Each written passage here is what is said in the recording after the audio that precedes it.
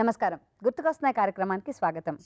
దండోరా సినిమా ఎంత మంచి సంచలనాన్ని సృష్టించిందో మనందరికీ తెలిసిన విషయమే. మరి దాని వెనకాల ఉన్న కథా కమామిషు గురించి డైరెక్టర్ మురళీకాంత్ గారిని అడిగి తెలుసుకుందాం.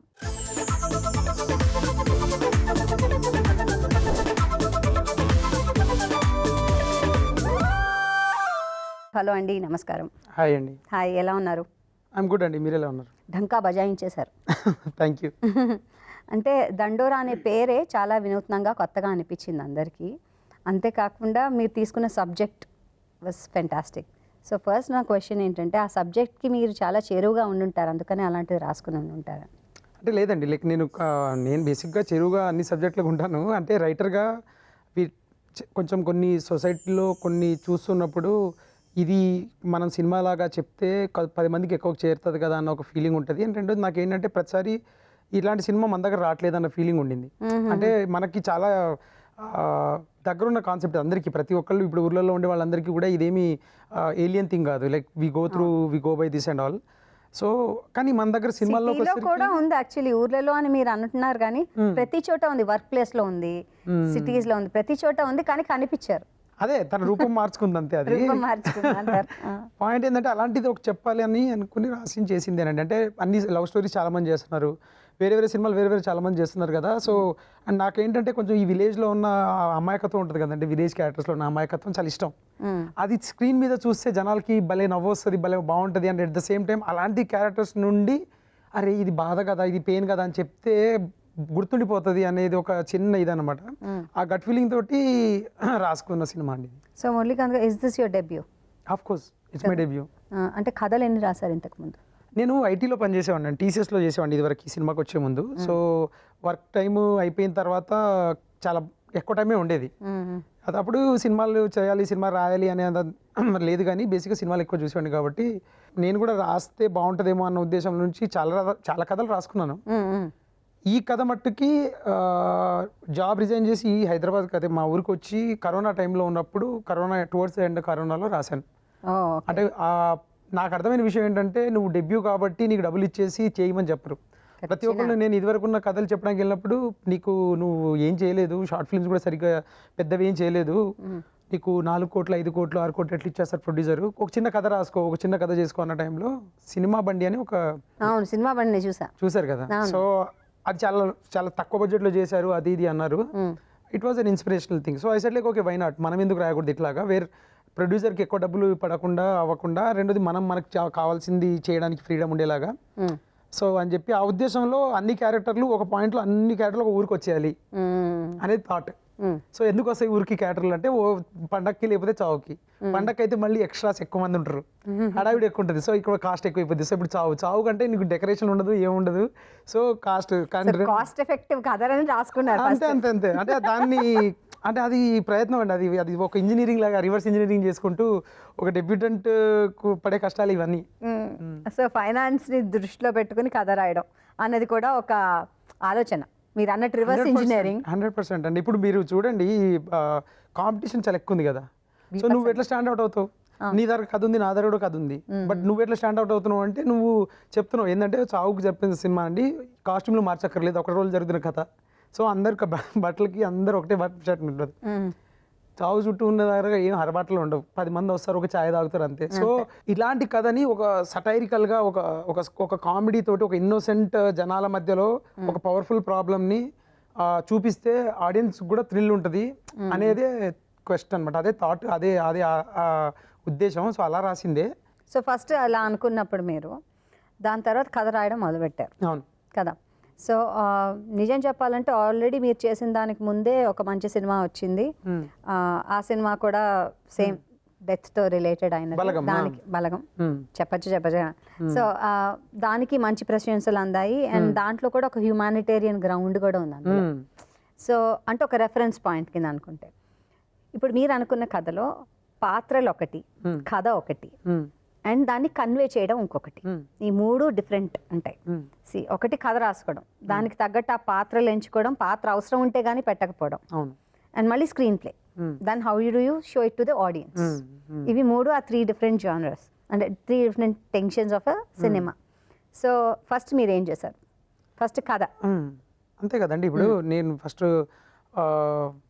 అనుకున్నప్పుడు కథ అఫ్కోర్స్ రావడానికి స్టార్ట్ చేసినప్పుడు కూడా ఇదే ప్రాబ్లం, ఇదే మీరు చెప్పిన దాంట్లోనే ఏంటంటే టూ మెనీ క్యారెక్టర్స్ కూడా ఉండిపోకూడదు. ఎందుకంటే నేను చెప్తున్న కథలో ఎక్కువ క్యారెక్టర్స్ వచ్చేసినాయి అనుకోండి, ఏ క్యారెక్టర్ని ఫాలో అవ్వాలనేది ఒకటి ఉంటుంది, ఆడియన్స్కి కన్ఫ్యూజ్ అవ్వకూడదు, ఎవరిని ఫాలో అవ్వాలరా అనే కన్ఫ్యూజన్ ఉండకూడదు. సో ఇది తీసుకుపోయి ఒక ఊరు సమస్య అంటే ఊర్లో 50-60 మంది 200 మంది ఉండొచ్చు కదా, అలా కాకుండా దీన్ని ఒక ఇంటి సమస్యగా చెప్పి అది ఎక్స్ట్రాపోలేట్ చేసా ఊరికి. సో ఒక ఇంట్లో ఒక నాన్న, ఒక కొడుకు, ఒక కూతురు వాళ్ళ కథ అంతే. వాళ్ళ జీవితం ఎలా కింద మీద అయింది, అంటే వాళ్ళ కులం వచ్చి వాళ్ళ జీవితాన్ని ఎలా తారుమారు చేసింది అది చెప్పాలి. అది చెప్తూ వాళ్ళు పార్ట్ ఆఫ్ ద సొసైటీ కదా. సో బేసికలీ ఆ ఎక్స్టెన్షన్స్ అట్లా వచ్చినాయి అంతే. సో స్టోరీ వచ్చేసరికి అది ఒక ఇంట్లో ఒక కుటుంబ కథ, మనం ఎవరి ఇంట్లోనే ఉండొచ్చు. అయితే ఈ కుటుంబ కథ సారథ్యంలోనే మళ్ళీ ఏం చేశారంటే మీరు ఒక నటుల్ని బాగా ఎంచుకున్నారు. ఆ నటుల్ని ఎంచుకోవడం అనేది ఎలా జరిగింది అంటే అదే అండి బేసిక్ ఐడియా. ఒక్కొక్కసారి ఎంచుకుంటుంది అది 100% అండి. ఇప్పుడు నేను శివాజీ గారినే ఫస్ట్ చూస్ చేసుకున్నాను అనడం అబద్ధం అవుద్ది. వేరే ఆర్టిస్ట్ వేరే యాక్టర్ దగ్గరికి వెళ్ళాము, చెప్పాము, ఆయనకు చాలా బాగా నచ్చింది. ఆయన మాతో కొన్ని రోజులు జర్నీ చేసిన తర్వాత వేరే కమిట్మెంట్స్ ఉంటాయి కదా, వాళ్ళు మల్టిపుల్ థింగ్స్ చేస్తూ ఉంటారు. సో అందులో ఇంకా అతను కుదరలేదు. సో చాలా అమికబుల్గానే లేదు నాకు కుదరట్లేదు అది ఇది అని అన్నప్పుడు మేము we move on from that particular actor. ఆ తర్వాత నేను 90s చూసాను, #90s చూసిన తర్వాత శివాజీ గారు మళ్ళీ కమ్బ్యాక్ ఇచ్చారు, అది ఉంది. బట్ ఆ #90s చూసినప్పుడు అరే తెలంగాణ యాక్సిడెంట్లో చాలా బాగా చేస్తున్నారు కదా, నేను ఎందుకు చూడలేదు ఇలాగా అనిపించింది. అప్పుడే ఇంకా అతను అనుకున్నాను. అలాగా అంటే ఒక్కొక్కరిని ఇంకా అలాగా చూస్తూ కొంతమందిని ఆడిషన్ త్రూ తీసుకున్నాము, కొంతమందిని అంటే భాష తెలియడం కొంచెం ఇంపార్టెంట్ అని నా ఫీలింగ్ ఈ సినిమాకి. ఎందుకంటే ఈ సినిమాలో డైలెక్ట్ ఉంది, లోకల్ లాంగ్వేజ్ ఉంది. రెండోది ఏంటంటే చావు అనేది ఒక ఎమోషన్, ఆ ఎమోషన్కి కనెక్ట్ అయి ఉండాలి అని అంటే ఆ చుట్టుపక్కల ఏం మాట్లాడుతున్నాడో తెలియాలి. ఇప్పుడు నేను భాష రాకుండా నేను అట్లాంటి ప్లేస్లో పెడితే నేను దేనికి నవ్వాలో, దేనికి ఏడవాలో, దేనికి ఇచ్చేయాలో తెలియకపోతే బ్యాడ్ అయిపోద్ది మొత్తం. సో నేనేం చేశాను అంటే భాష తెలిసిన వాళ్ళందరినీ ఇక్కడ పెట్టినప్పుడు మీరు చాలాసార్లు సినిమాలో చూస్తే క్రౌడ్ కూడా వెరీ రెసిప్రోకేటివ్ ఉంటారు, very reactive to that incident ఉంటారు, అంటే కరెక్ట్గా ఉంటుంది. అది ప్రయత్నపూర్వకంగా చేసిందే, ఎందుకంటే ఇంకా చాలా బాగా బెటర్గా యాడ్ అవుతుంది, యాక్టర్స్ అందరూ చేస్తారు. అందుకనే తెలుగు యాక్టర్స్ తీసుకుందామని దాంట్లోనే ఒక్కొక్కరు అనుకుంటూ పోయాం. ఇందులో కొంచెం నవదీప్ అన్నకి సర్పంచ్ రోల్ అనేది, నేను ఎప్పటి నుంచో సర్పంచ్ అనేవాడు ఊర్లలో పెద్ద మనిషి జుబ్బా ఇవన్నీ వేసుకొని ఉంటారు కదా, నేను చూసిన ఊర్లలో 35 years 36 years యంగ్ ఉన్న సర్పంచ్ వచ్చేసారు. ఇంకెన్ని రోజులు అలాంటి వాళ్ళని సర్పంచ్లు పెడతాము అని చెప్పి నేను ఒక ఐటమ్ మాకు నచ్చిన దాంట్లో ఒకటి యంగ్ సర్పంచ్ ఆయనని పెట్టి ఆయన కూడా యాక్చువల్లీ నవదీప్ అన్న నేను నిజంగా చెప్తున్నావా, నాకే కన్విన్సింగ్ గా లేదు అది అంటే, లేదన్నా మీరు చూడండి అంటే right now at this like ఇప్పుడు ప్రస్తుతం చాలా మంది యంగ్ సర్పంచ్లు ఉన్నారు, చాలా మంది. సో అట్లా ఒక్కొక్కరిని తీసుకోవడం మార్పుని తీసుకొచ్చేసారు సినిమాలో మీరు. అంటే మార్పుని తీసుకురావాలని చేయలేదు, బట్ నాకు మంచిగా అనిపించింది. అంటే స్క్రీన్ మీద కలర్ఫుల్గా ఉంటుంది. సర్పంచ్ అంటే హీరో కదండి, విలేజ్కి హీరోలా కనబడాలి. సో ఆ ఊరికి అతను హీరో. సో అలాంటిది నాకు నవదీప్ అన్న సెట్ అవుతాడు అనిపించింది, ఎందుకంటే ఆయన అప్పుడు దాకా చేయలేదు అనుకుంటా రోటెడ్ స్టోరీస్, ఇదే ఫస్ట్ వర్కౌట్ అయింది. ఇంకోటి నచ్చిన విషయం ఏంటంటే ఈ సినిమాలో దండోర అందరూ తెలుగు నేటివ్ యాక్టర్స్ని తీసుకోవడం అన్నది మీకు ఒక పెద్ద ప్లస్ పాయింట్.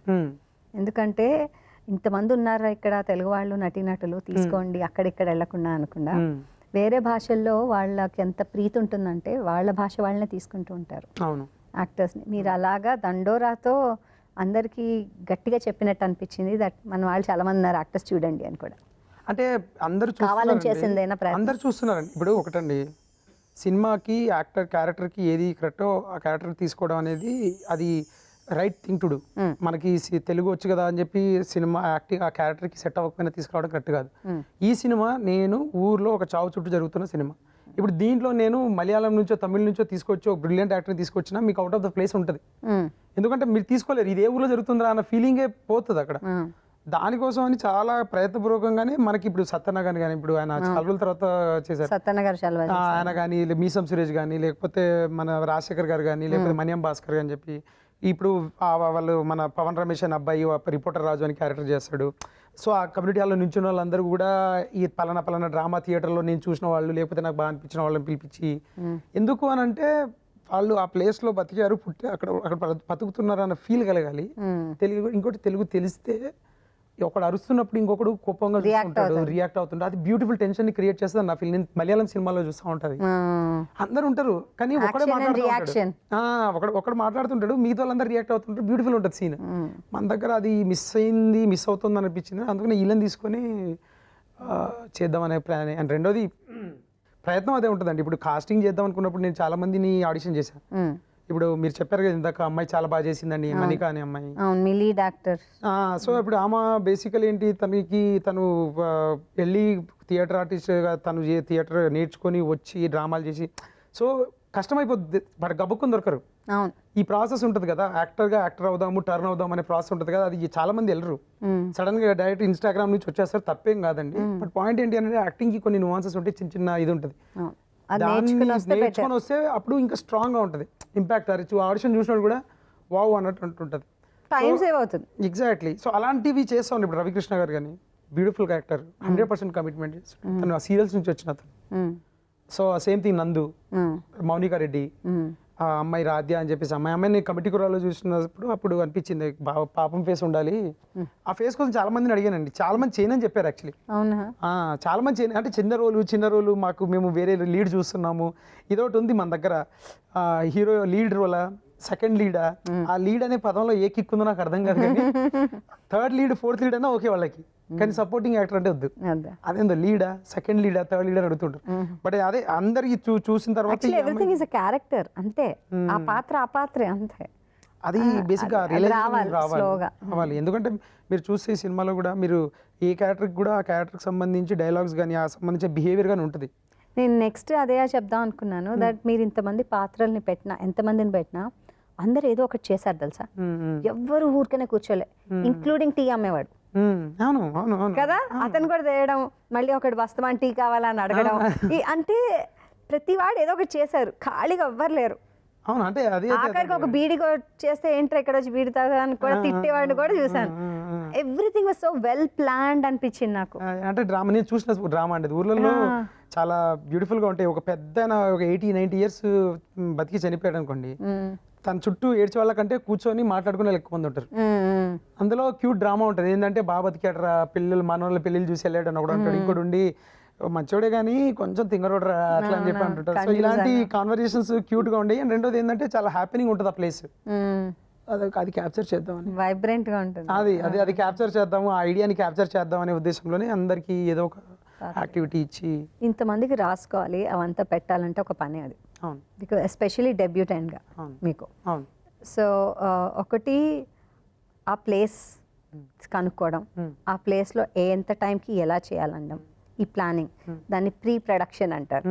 ప్రీ ప్రొడక్షన్ లో ఎక్కువ టైం స్పెండ్ చేస్తే ప్రొడక్షన్ తొందరగా అవుతుంది, అంటే షూటింగ్ తొందరగా అవుతుంది. దాని తర్వాత పోస్ట్ ప్రొడక్షన్ మళ్ళీ టైం పడుతుంది అంటారు. సో యాజ్ అ కొత్త డైరెక్టర్గా మీరు మీ ఆస్తి ఏంటంటే నటీనటులు ఒకటైతే టెక్నీషియన్స్ మరొకటి. So how do you plan that? అంటే pre production and technicians. Super team అండి. యాక్చువల్లీ నాకు మంచి టీం వచ్చింది, నాకు టీం కుదిరింది. ఎందుకనంటే నేను కొత్తోడిని, నాకు చాలా తక్కువ తెలుసు. ఇప్పుడు ఎలా ఉంటుందంటే మనం ఒక లొకేషన్కి వెళ్తాము, అక్కడ లొకేషన్ చూసినప్పుడు నాకు ఎట్లా ఉంటుందంటే ఒక చిన్న పిల్లోని క్యాండీ స్టోర్లోకి తీసుకెళ్ళి ఏం కావాలంటే వాడు అన్నీ తీసుకుంటాను, కానీ అవసరానికి ఒకటే చాలు. అది తెలిసిన టీం ఉండింది నాకు. నేను ఇప్పుడు అక్కడికి వెళ్ళి విలేజ్లో ఇది బాగుంది, ఇది బాగుంది, ఇది బాగుంది, ఇది బాగుంది, ఇది బాగుంది అని అన్నీ ఎక్సైట్ అయిపోతున్న టైంలో నా డిఓపి కానీ లేకపోతే నా ప్రొడక్షన్ డిజైనర్ కానీ క్రాంతి గారు, నా డిఓపి వెంకట్, మా ఎడిటర్ సృజన, మేమందరం వెళ్ళి కలిసి ఆ లొకేషన్స్ చూస్తున్నప్పుడు ఓకే ఈ సీన్ ఇక్కడ, ఇది సెట్, ఇది బాగుంది, ఇది బాగుంది, ఇక్కడ సన్లైట్, అంటే వాళ్ళు నాకు ఎంత నేర్పించారంటే ఓహో 360 degrees అవసరం లేదనమాట, నాకు కావాల్సింది డ్రామా పండుతున్నంత వరకు సరిపోతుంది అనమాట అని. సో బ్యూటిఫుల్ టీమ్ అండి. టెక్నీషియన్స్ వైజ్ వాళ్ళు మిగతా అన్ని చూసేసుకున్నారు చాలా. లైక్ మా కాస్ట్యూమ్ డిజైనర్ రేఖ అయితే తను స్క్రిప్ట్ చదివిన తర్వాత ఆ క్యారెక్టర్స్ని తను ఊహించుకున్నప్పుడు తను నాకు చెప్పింది ఏంటంటే నేను కొన్ని చేసి చూపిస్తాను, నీకు ఓకే అంటే ఓకే, కాదంటే ట్రై చేద్దామని. సో చాలా వరకు కాస్ట్యూమ్స్ సార్ ఇప్పుడు బిందు మాధవి లుక్ తనే చేసింది, మేము షూట్ చేస్తున్నాం. తను ఇక్కడ ఉండి బిందు మాధవికి వేరే వేరే లుక్స్ వేసి ఇది ఎలా ఉంది, ఇది ఎలా ఉంది, ఇలా ఉందా, ఇది బాగుందా, ఇది ఓకే అట్లా. So everybody had their own way to like contribute to the cinema. నేనేదో చెప్పి చేయించుకోవడం కాదు ఇక్కడ. చాలాసార్లు అది ఎట్లా ఉండిందంటే గివ్ అండ్ టేక్ లాగా. ఎట్లా అంటే నేను మా డిఓపి కూర్చొని మాట్లాడేవాళ్ళం, ఒకసారి ఇప్పుడు ఈ లైటింగ్ సెట్ చేశాడు అని అంటే నాకేంటంటే ఓకే ఈరోజు డ్రామాకి కావాల్సిన లైటింగ్ సెట్ చేశాడు, నేను ఇప్పుడు డ్రామా షూట్ చేసుకోవాలి. అంతే. సో అందుకే అంత ఫాస్ట్గా అయింది, చాలా ఫాస్ట్ క్విక్ టైంలో షూట్ చేసాం మేమంతా, 35 daysలో షూట్ చేసాం. సో ఒక డెబ్యూటాంట్కి ఇలా చేయాలంటే మంచి ఎక్స్పీరియన్స్ కాస్ట్ క్రూ ఉంటే ఈజీ అవుతుంది అంటారు. 100% అండి. టీమ్ ఈజ్ అంటే ఇప్పుడు మేడం ఇక్కడ ఏమవుతుంది అంటే చాలాసార్లు ఏమవుతుంది అంటే స్క్రిప్ట్ పరంగా like 120 pages script 2 hours drama నువ్వు తీయాలనుకున్నప్పుడు ఆ 120 pages స్క్రిప్ట్ బౌండ్ రెడీ పెట్టుకొని వెళ్తే ఇంకెక్కువ ఏమి చేయడానికి ఏమి ఉండదు. ఇప్పుడు అక్కడ ఏం రాసావో అది తీయాలి, తీసిన దానికి ఎక్కడ ఏం కావాలో అదే అడిగేస్తూ ఉంటుంది స్క్రిప్ట్. ఇక్కడ ఇది ఉండాలి, ఇక్కడ ఉండాలి. నేను అంటాను, నన్ను ఎవరైనా అడిగితే అడ్వైస్ ఏంటి అని అంటే బౌండ్ స్క్రిప్ట్తో టీం పెట్టుకొని వెళ్తే అందరికీ తెలిసి ఏం చేయాలో, ఎందుకంటే అందరు స్క్రిప్ట్ చదువుంటారు. సో నువ్వు తీయకపోయినా వాడు చెప్తారు వచ్చి ఆ సీన్ ఉండింది ఏమైంది అని అంటాడు. ఇప్పుడు నాకు చాలాసార్లు మా యాక్టర్స్ ఈ సీన్ తర్వాత ఈ సీన్ తర్వాత వాళ్ళకి తెలిసిపోయేది ఓకే ఇంకా 4 సీన్లు ఉన్నాయి అట్లా. ఎవ్వరు కన్ఫ్యూజన్లో లేరు, ఎవ్రీబడి క్లారిటీలో ఉన్నారు. సో అది ఎట్లా వస్తుంది అంటే when you have bound script. So bound script is the base అండి. ఇంకా అది మీరు అందరికీ అలా ఇవ్వడం కూడా గ్రేట్. అంతే, అదే అంటే దట్స్ హౌ కాస్ట్ కానీ టైం కానీ ఎనర్జీ కానీ లేకపోతే జనాల ఇన్వాల్వ్మెంట్ కానీ, ఎందుకంటే ఏం చేస్తున్నామో అందరికీ చెప్పేసినప్పుడు ఇంకా అందులో క్రియేటివ్గా ఏదైనా ఆలోచిస్తారు తప్పితే బయటికి నుంచి ఏమి క్రియేటివిటీ రాదు ఎక్స్ట్రా. సో అది బేస్ థింగ్ అనమాట. సో అది చేసుకున్నప్పుడు ఈజీగా చేయొచ్చు అని నా ఫీలింగ్. నేను ప్రస్తుతం నాకున్న ఎక్స్పీరియన్స్లో లెర్నింగ్లో ఇది నేను అనుకున్నది. అందుకే నెక్స్ట్ది కూడా బౌండ్ స్క్రిప్ట్ కరెక్ట్గా 120 pages రాసుకొని ఇగో ఇదే చేద్దాము అనుకున్నప్పుడే ముందుకు వెళ్దాం అనేది పాయింట్. ఓకే. సో మీరు బ్రౌన్ స్క్రిప్ట్ అన్నారు కాబట్టి అక్కడ వెళ్ళిన తర్వాత ఒక్కొక్కసారి ఇది ఇలా బదులు ఇలా చెప్పనా ఇలా అన్నా అని అడుగుతూ ఉంటారు యాక్టర్స్, అండ్ ఒక్కొక్కసారి అది వర్కౌట్ కూడా అవుతుంది. సో దానికి ఓపెన్గా కూడా ఉంటారా యాజ్ అ డైరెక్టర్? 100% అండి. శివాజీ గారి కాంట్రిబ్యూషన్ చాలా ఎక్కువ ఉంది. అంటే బిగ్ స్క్రీన్ని చూసిన వాళ్ళు కదండి, వాళ్ళు బిగ్ స్క్రీన్ ఎక్స్పీరియన్స్ అనేది ఉంటుంది. నేనేంటి ఇప్పుడు నేను ఫస్ట్ టైం డైరెక్టర్ని, నేను బిగ్ స్క్రీన్ ఇది తీసింది బిగ్ స్క్రీన్లో ఎలా ప్రొజెక్ట్ అవుతుంది, ఎలాగ రిసీవ్ అవుతుంది అనే దాని మీద వాళ్ళు రియల్ టైం ఎక్స్పీరియన్స్ ఉన్నవాళ్ళు. నవదీప్ అన్న కానీ నందు గారు కానీ లేకపోతే శివాజీ కానీ బిందు మాధవి గారు కానీ. సో వాళ్ళకి తెలుస్తుంది ఓకే ఇప్పుడు నువ్వు చెప్తుంది చాలా బాగుంది, బట్ దీన్ని నేను ఒక్క పిచ్ అప్ చేసి చెప్తే మ్యాచ్ అవుతుంది ఆడిటోరియంకి, ఎందుకంటే మా ఆడిటోరియంలో 200-300 మంది ఉంటారు. సో టీవీలో చూసినట్టు కాదు, దీన్ని కొంచెం అలాగా కొన్ని చోట్ల వాళ్ళు ఇప్పుడు కోర్ట్ సీన్లో శివాజీ గారు వెనక్కి తిరిగి మేమే చంపినాం సార్ అని చెప్పి చంపినాం సార్ అని చెప్పి అరుస్తారు. ఆ పిచ్ ఆయన తీయగలడు ఆయనకి, ఎందుకంటే ఆయనకు తెలుసు ఇక్కడ హై మూమెంట్, ఇక్కడ థియేటర్ ఆడిటోరియంలో లైక్ నెక్స్ట్ లెవెల్ లేవాలని.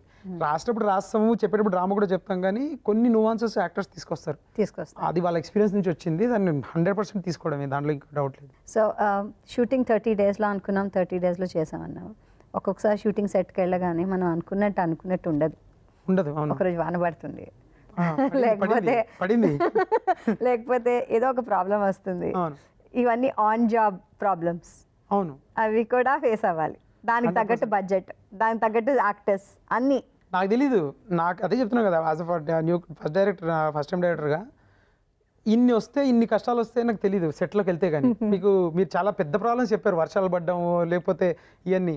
మేము అక్కడికి వెళ్ళిన తర్వాత silliest of the silliest problem ఏంటంటే, ఇప్పుడు ఈరోజు చూసానండి లొకేషన్ బాగుంది, నెక్స్ట్ రోజు వెళ్ళేసరికి రాత్రి వర్షం పడి ఆ లొకేషన్ చెరువు నిండిపోయింది, పోయింది, లొకేషన్ లేదు. అంటే లొకేషనే పోయింది. అరే ఇప్పుడు ఏంట్రా ఎలాగా దీన్ని అని అట్లాంటివి. అండ్ రెండోది ఏంటంటే కొన్నిసార్లు పర్మిషన్ ఉంటుంది, నెక్స్ట్ రోజు వెళ్ళి అక్కడ చేసేటప్పుడు ఆ పర్మిషన్ ఇచ్చినోడే మళ్ళీ వచ్చి లేదు నాకు కుదరదు, నాకు మీరు ఇస్తానన్నది ఇది కాదు అది కాదని పడుకోండి. సో అసలు అన్ఇమాజినబుల్ ప్రాబ్లమ్స్. అంటే ఎంత నాకు ఒక 2-3 times అయినప్పుడు నాకు అర్థమైంది ఏంటంటే okay plan A, plan B, plan C, 3 plans పెట్టుకుందాం. ప్లాన్ ఏ ఇది ఇక్కడ రావట్లేదు, ఇక్కడ అవ్వట్లేదు అని అంటే ప్లాన్ బి ఇది. సో ఈ 2 మట్టికి మా ఐడీస్కి చెప్పేవాడిని, ఇది ప్లాన్ ఏ ఎగ్జిక్యూట్ అయితే నెంబర్ 1, అవ్వకపోతే plan B, this is also good. ఇంకా అస్సలు లేని పక్షంలో plan C, but shoot cancel అవ్వకూడదు, ఎందుకంటే కాస్ట్ అండి చాలా, every minute is money. And అది మాకు మా టీం కూడా ఉండేది, లైక్ మా ఈపీ గారు కానీ లేకపోతే మా మేనేజర్ కానీ వీళ్ళందరూ దేవర్ వెరీ ఎఫిషియెంట్ దట్ వే. ఎందుకంటే విలేజ్లో జనాల్ని కంట్రోల్ చేయడం కానీ వాళ్ళ బిహేవియర్స్ని వాళ్ళని ట్యాకిల్ చేయడం కానీ చాలా కష్టం. వాళ్ళ ప్లేస్కి వెళ్తున్నాం కదా, వాళ్ళ ప్లేస్కి వెళ్తున్నాము, వాళ్ళ మర్యాదలు ఉంటాయి, వాళ్ళు వచ్చి మా ఊరికి వచ్చి నీదేంట్రా పెత్తనం అంటారు, ఇవన్నీ 100 ఉంటాయి. కానీ మా వాళ్ళు చాలా బాగా, లైక్ మా మేనేజర్ కానీ మా ఈపీ కానీ మంచి పని చేశారు, లైక్ చాలా గుడ్ జాబ్ చేశారు వాళ్ళని మేనేజ్ చేయడంలో.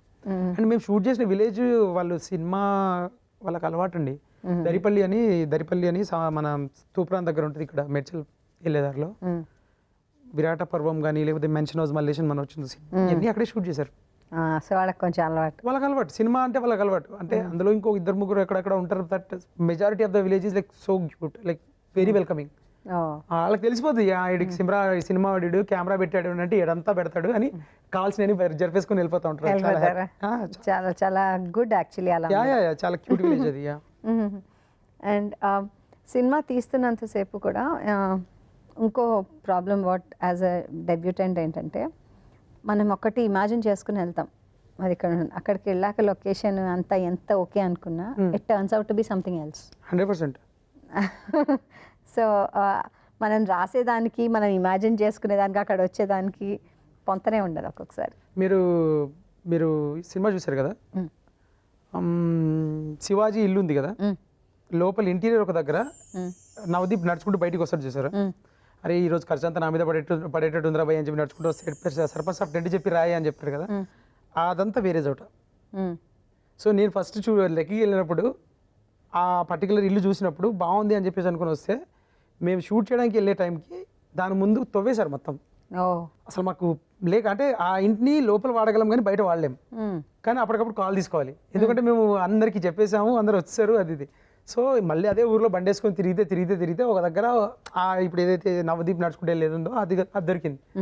సో ప్రతిసారి ఇంటీరియర్ ఒక దగ్గర, ఎక్స్టీరియర్ ఒక దగ్గర, ఇట్లా లొకేషన్ చూసిన లొకేషన్ మారిపోవడము, లేకపోతే కొన్నిసార్లు లొకేషన్కి వెళ్ళిన తర్వాత ఆల్ గుడ్ అంతా అనుకున్న టైంలో సడన్గా చిన్న చిన్న ఈక్వేషన్స్ వల్ల కరెక్ట్గా అది ఇక్కడ అని చెప్పేసి అన్ని మార్చేయాలి, మళ్ళీ మార్చాలి, డైలాగ్ మార్చాలి, యాక్టర్స్ రిహార్సల్ చేసి ఉంటారు, వాళ్ళకు ఫ్లో ఉంటుంది, ఆ ఫ్లో బ్రేక్ అయిపోతుంటుంది. సో బ్రేక్ అయినప్పుడు వాళ్ళకు కూడా కొంచెం టైం ఇవ్వాలి, మళ్ళీ రీసెట్ అవ్వడం, ఇవన్నీ ఉంటాయి. అంటే క్యూట్ ప్రాబ్లమ్స్ అండి ఇవన్నీ. ఏంటంటే మంచి ప్రాబ్లమ్సే. నీకు సినిమా షూటింగ్కి వెళ్ళడమే పెద్ద విషయం అండి సినిమా ఇండస్ట్రీలో. ప్రొడ్యూసర్ తెచ్చుకోవడం చాలా కష్టమైన పని, అసలు అది ఎలా కుదిరింది? నేను కథ చాలా ఎక్కువ మందికి చెప్పలేదండి. అండ్ రెండోది ఏంటంటే నేను కథ రాసేసిన తర్వాత కూడా ఈ కథ ఎవరు తీయగలరు అనే దానిలో నేను ఇలాంటి సినిమా ఎవరు తీశారు అని చెప్పేసి అని కొంతమందిని చూసినప్పుడు నాకు ఒక 3-4 ఆప్షన్స్ వచ్చినాయి. అందులో మా బెన్నీ అన్న రవీంద్ర బెనర్జీ గారు కలర్ ఫోటో సినిమా తీశారు నాకు వచ్చింది. కలర్ ఫోటోకి ఈయన ఓకే అన్నాడు అంటే ఎక్కడో డెబ్యూ టీమ్కి అందరికి ఓకే అన్నాడు అంటే ఈయన కథ వింటాడు, మంచి కథలు సెలెక్ట్ చేస్తాడు అన్న గట్ ఫీలింగ్ తోటే ఆయనకి వెళ్ళి కథ చెప్పాను, ఇంకెవరు చెప్పలా. ఈయన కాదంటే వేరే దగ్గర ఎక్కడ వెళ్దాము అని చెప్పే దానిలో ఆయనకి వెళ్ళి కథ చెప్పాను. నాకు కథ బాగా నచ్చింది, ఓకే అన్నాడు, అద్భుతం ఉంది, మనం చేద్దాం అన్నాడు. ఈజీ అంటారా ప్రొడ్యూసర్ దగ్గరికి వెళ్ళడం? కష్టం, చాలా కష్టం. నేను అదే చెప్తున్నా, నేను ఇప్పుడు ఇది ఎవరన్నా డెబ్యూ డైరెక్టర్ డెబ్యూ చేసిన వాళ్ళు చూస్తే ఇంత ఈజీ కాదు. నేను ఇప్పుడు ఈ చెప్తున్న మాట ఎస్ నేను రాశాను అండ్ ప్రొడ్యూసర్కి అదిలేను అనే దానికి మంత్స్ ఉంటాయండి గ్యాప్. తెలిసిన వాళ్ళు మాట్లాడతాం, వాళ్ళు మెసేజ్ ఫార్వర్డ్ చేస్తారు, నంబర్ రావాలి, వాళ్ళకి టైం దొరకాలి. నంబర్ వచ్చిన తర్వాతనే అసలు కష్టం అండి. నంబర్ అనేది పెద్ద మ్యాటర్ కాదు ఈ రోజుల్లో, ఇండస్ట్రీలో నంబర్ దొరకడం పెద్ద విషయం కాదు. ఎందుకంటే ఎవరికొరకు తెలుస్తుంది. నంబర్ వచ్చేసిన తర్వాత ఆ నంబర్కి ఆయన రెస్పాండ్ అవ్వాలి ఫస్ట్. కరెక్ట్. తనకు 100 ప్రాబ్లమ్స్, తనకు 100 క్వశ్చన్స్, తనకు 100 వినుంటాడు. ఆ దాంట్లో నువ్వెక్కడున్నావో చూడాలి. కరెక్ట్. నీకు ఆ సంవత్సరానికి 3 ప్రాజెక్టులు ఓకే చేశాను, నీది 4వది అని అంటే నువ్వు ఓ సంవత్సరం వెయిట్ చేయగలగాలి. ఈ 3 ఏదో ఒకటి ఫ్లాప్ అయినా కానీ మళ్ళీ ప్రొడ్యూసర్ కొంచెం వెనక్కి వెళ్తాడు. కరెక్ట్. ఇప్పుడు నువ్వేంది అక్కడ ఉండాలా వద్దా? సో అవోయ్ అది నేను 2022లో స్టార్ట్ చేశానండి జర్నీ, 25లో రిలీజ్ అయింది మా cinema. So it takes lot of time, it takes lot of effort, mental effort, physical effort, patience ఉండాలి. అదే ఇంత జరుగుతున్నా మళ్ళీ కథను నమ్మాలి, కథలో ఉన్న కామెడీని చూసి నవ్వుకోవాలి.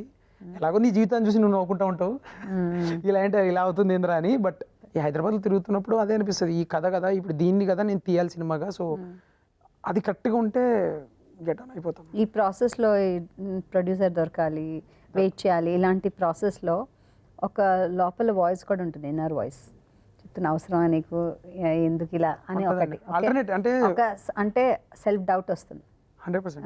దెన్ ఇంకొకటి ఓకే ఇప్పుడు ఓకే అయినా అంతా రావాలి, ఓకే అవుతే నో ప్రాబ్లం, లేకపోతే ఏంటి next plan B, plan C మీరు అన్నట్టు. ఇవన్నీ కూడా ఒకేసారి రష్ వస్తూ ఉంటుంది మనకి, ఎడ్రినల్ రష్ లాగా తలకాయలో. How do you overcome that? There is no way అండి, అంటే like you have to go through it, there is no way you overcome it. అంతేనా? అంతే. ఇప్పుడు ఎదురెళ్ళాలి అంతే. తుఫాన్ వస్తుందంటే పరిగెత్తడానికి లేదు, ఎదురెళ్ళడమే. ఎందుకంటే దెర్ ఇస్ నో చాయిస్ అండి. లైక్ ఇప్పుడు ఒకటి కాన్షియస్గా సినిమా తీయాలి నువ్వు అనేది నీ డెసిషన్, నిన్నెవడు ఇక్కడ ఫోర్స్ చేయలేదు. రెండోది నిన్నెవడు దానికి పంపించలేదు, నీ డెసిషన్ అయినప్పుడు దానికి సంబంధించిన కాన్సిక్వెన్సెస్ ఏవైతే వస్తాయో, నువ్వు తీసుకున్న డెసిషన్కి వచ్చే కాన్సిక్వెన్సెస్ నువ్వు ఫేస్ చేసేలా ఉండాలి. అండ్ రెండోది ఏంటంటే అందరూ అలా కష్టాలు పడితేనే సినిమా చేయాలా అనేది రూల్ కాదు. 100లో ఒకళ్ళకి ఫాస్ట్గా వెళ్ళిపోవచ్చు, అయిపోవచ్చు కూడా. అవునవును. సో పాయింట్ ఏంటంటే సినిమా చేద్దాము అనుకుని నువ్వు ఎంత బలంగా అనుకుంటున్నావో దాన్ని ఒక రకంగా టెస్ట్ చేస్తుంది ఈ ఇండస్ట్రీ కదా. నువ్వు వచ్చావు సరే, ఇప్పుడు దీన్ని నువ్వు ఎంతసేపు హోల్డ్ చేస్తావో చూస్తా నీ సంగతి అన్నట్టుగా టెస్ట్ చేస్తుంది. ఆ టెస్ట్లో అది ఎంతసేపు టెస్ట్ చేస్తుంది, ఎంతవరకు టెస్ట్ చేస్తుంది అనే దానికి మరి ఎండ్ రిజల్ట్ లేదు. బట్ పాయింట్ ఏంటంటే నువ్వు షార్ప్ అవుతూ దాని నుంచి నువ్వు ఎలాగ కోపప్ అయ్యి ముందుకెళ్తున్నావు అనేది వెరీ ఇంపార్టెంట్. ఎందుకంటే ఫ్యామిలీ ఉంటుంది, ఏజ్ అయిపోతూ ఉంటుంది, దెర్ ఈస్ దిస్ ఫ్రెండ్స్, నీ కామన్ ఫ్రెండ్స్ అందరికీ వేరే వేరే లైఫ్స్, వాళ్ళు బాగా కంపారిటివ్లీ దే ఆర్ సెటిల్డ్ అన్న స్పేస్లో ఉంటారు వాళ్ళు. ఈ అంటే సొసైటీ బ్యారియర్స్ ఎగ్జాక్ట్లీ ఇవన్నీ ఉంటాయి. అండ్ రెండోది ఏంటంటే నీకు ఒక జర్నీ చేసిన తర్వాత ఒక 2 years 3 years జర్నీ చేసిన తర్వాత నువ్వు వెనక్కి తిరిగి మళ్ళీ వెళ్ళలేవు. You cannot. ఎందుకంటే నేను ఐటీలో చేశానండి. 2022లో ఐ క్విట్ జాబ్. ఇది ఈ సినిమా సైన్ చేశాక క్విట్ చేశాను. కానీ నాకు సినిమా ఎక్కట్లేదు. అంటే ఇన్ ద సెన్స్ ప్రొడ్యూసర్ ఇప్పుడు చేద్దాం అంటున్నారు. ఆయనకున్న కష్టాలు లేకపోతే వాట్ అవన్నీ యాక్టర్స్ రావడానికి టైం పడుతుంది. మేము యాక్టర్స్ నెరేట్ చేస్తున్నాము, వాళ్ళు ఓకే చెప్తున్నా, వాళ్ళ డేట్స్ ఎక్కడో ఉన్నాయి. ఈ ప్రాసెస్లో చాలా డిలే అవుతూ ఒక 1 year అయిపోయింది, 23 అయిపోయింది, 24 అయిపోయింది. అరే నేను 22లో క్విట్ చేశాను. 23, 24, 25 ఆ టైంకి 24 టువర్డ్స్ ఎండ్ మేము స్టార్ట్ చేసాం పూజ. బట్ ఈ 24 నెలలు అంటే 24 into 30 వేసుకోండి ఆ లెక్క. అన్ని రోజుల్లో ఎన్ని క్షణాలు, ఆ క్షణాల్లో ప్రతి క్షణం బాధపడతాం కొన్నిసార్లు. అంటే అర్థం కాదండి బేసిక్గా ఎట్లా ఏంటి అని. బట్ పాయింట్ ఏంటంటే మళ్ళీ హోప్, మళ్ళీ చాలా బాధ ఉంటుంది, చిరాకు ఉంటుంది. బట్ ఏదో రోజు కొడతాం, ఏదో రోజు అంతే. మన సినిమా గురించి 10 మంది మాట్లాడాలి, 10 మంది మాట్లాడి సినిమా గురించి మాట్లాడే సినిమా నువ్వు తీస్తున్నావు అంటే ఇవన్నీ పడాలేమో అని మనం సెల్ఫ్ మోటివేషన్ ఇచ్చుకోవడమే. People are like the way they are receiving the film, వాళ్ళు చూపిస్తున్న ఆ పర్టికులర్ అప్రిషియేషన్ ఏదైతే అద్భుతమైన కథ, ఇట్స్ ఆల్ వర్త్ అన్న ఫీలింగ్లో అయితే ఉంది. చాలా బాగా తీశారు, అద్భుతమైన కథ. ఎంత కావాలో అంతే తీశారు, ఎక్స్ట్రా లేకుండా. అండ్ మీరు షార్ట్ ఫిల్మ్స్ ఎవరు తీసానన్నారు కదా? అంటే నేను చేశానండి అవి కరోనా టైంలో. మా తమ్ముడు, మా బావ, మా అన్న మేము అందరం కదా. సో నేను ఫోన్లో షూట్ చేసేవాడిని అంతే షార్ట్ ఫిల్మ్. అది ఎంతకంటే ఓకే. సో ఫస్ట్ టైం సెట్స్కి వెళ్ళినప్పుడు, మనం ఫస్ట్ టైం సినిమా తీస్తున్నప్పుడు ఫస్ట్ డే ఫస్ట్ షాట్ అందరికి గుర్తుంటుంది. అవును, 100% ఎక్కడ అదే అమ్మాయి చెప్తుంది కదా, బలవంతం రారా చేయరా, బలవంతం చేయి నా మీద స్ట్రీట్ లో మా ఫ్రెండ్ ఇల్లు అది ఇది అని అంటే, ఇప్పుడు ఏంటంటే బలవంతం చేస్తా, చేయరా బలవంతం నేను చూస్తా అనేది.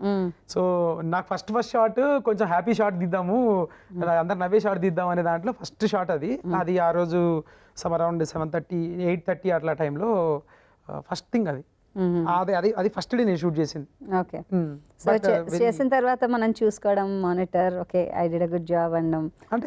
అది అంటే మనమే కాకుండా వీ హ్యావ్ ఎ కెమెరామెన్, పక్కన ఏడీస్ ఉన్నారు, యాక్టర్స్ ఉన్నారు, అందరి దగ్గర కూడా తెలుస్తుంది కదా ఒకటి.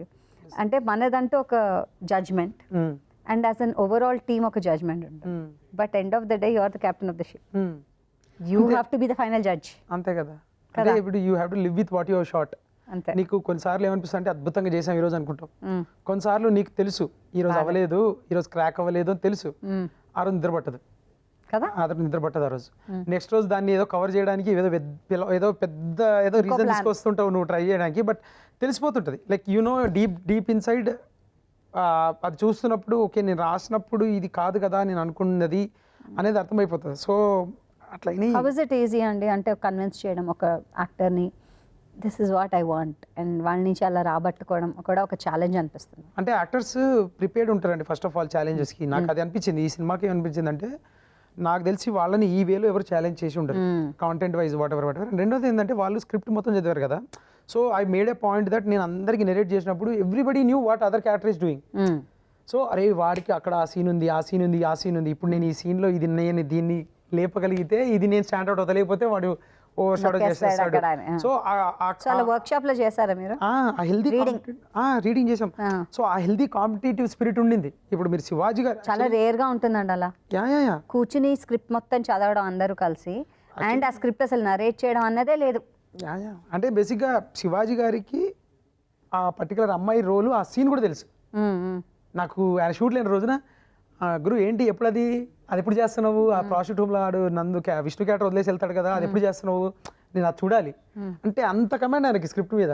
ఆయనకు ఆ సీన్ ఎక్కడుంది ఎప్పుడుందో తెలుసు, అది ఎప్పుడు షూట్ చేస్తున్నాం. ఎందుకంటే ఆయన సినిమా ఒప్పుకోవడానికి వన్ ఆఫ్ ద రీజన్ అదే సీన్ అని చెప్పి చెప్పుంటారు చాలాసార్లు మీకు ఇంటర్వ్యూలో కూడా.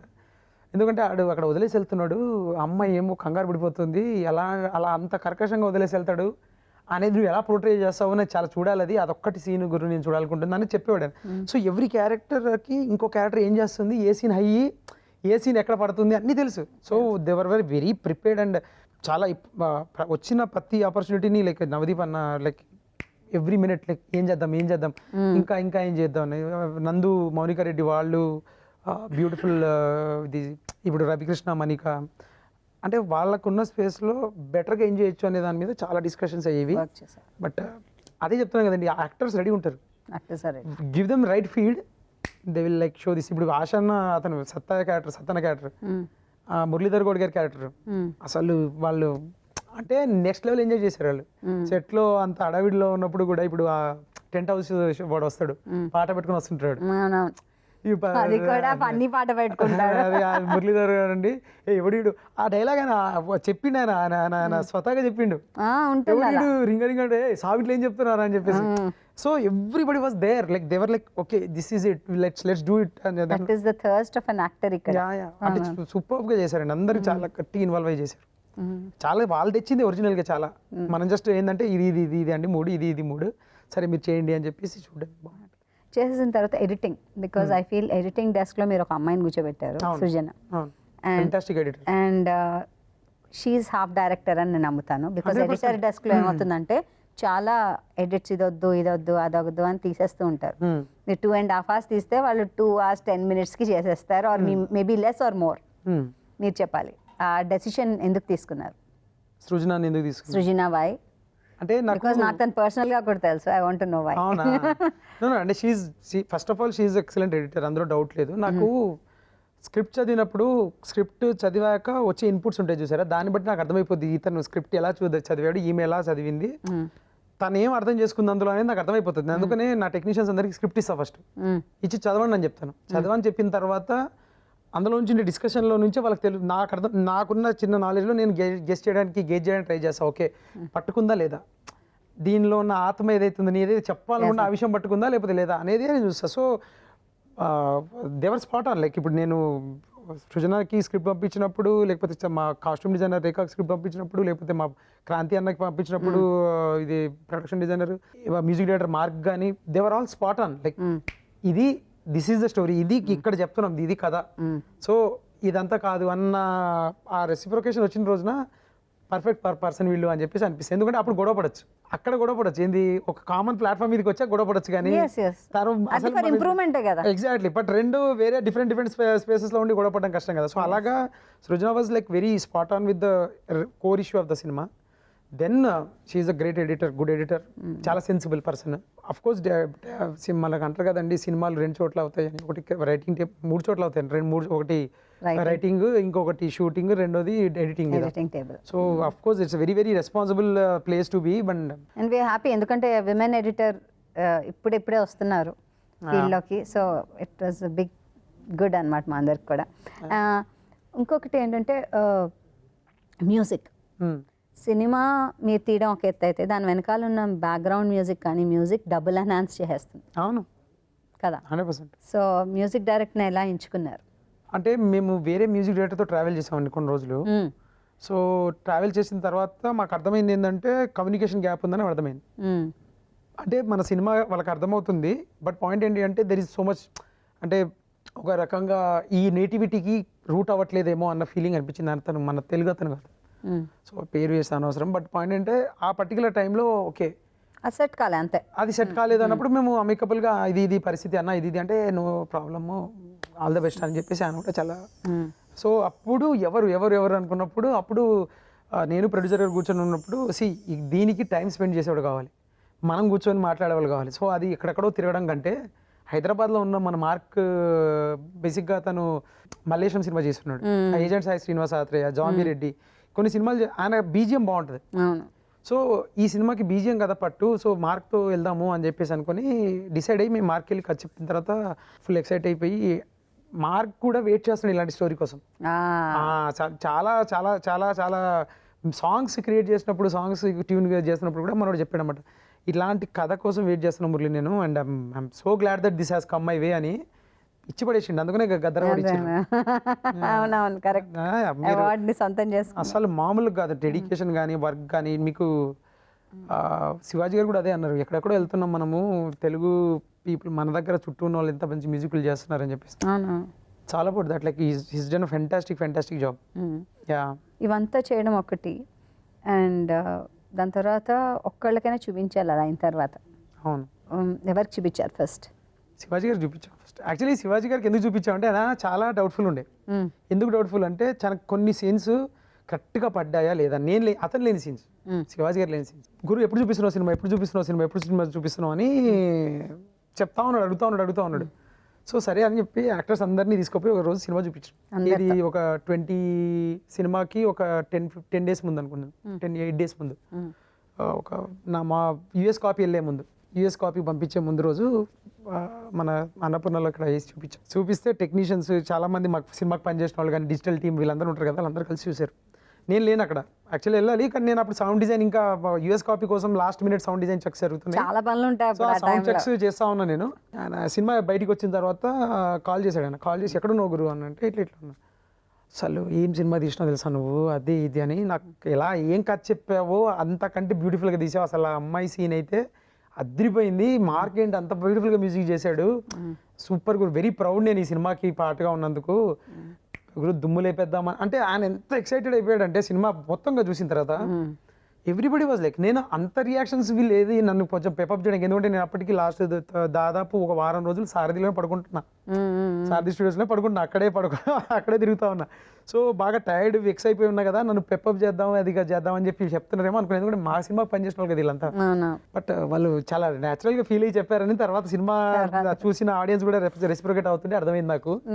బట్ వాళ్ళని ఫస్ట్ చూపించారు. దాని తర్వాత థియేటర్స్ 25th December.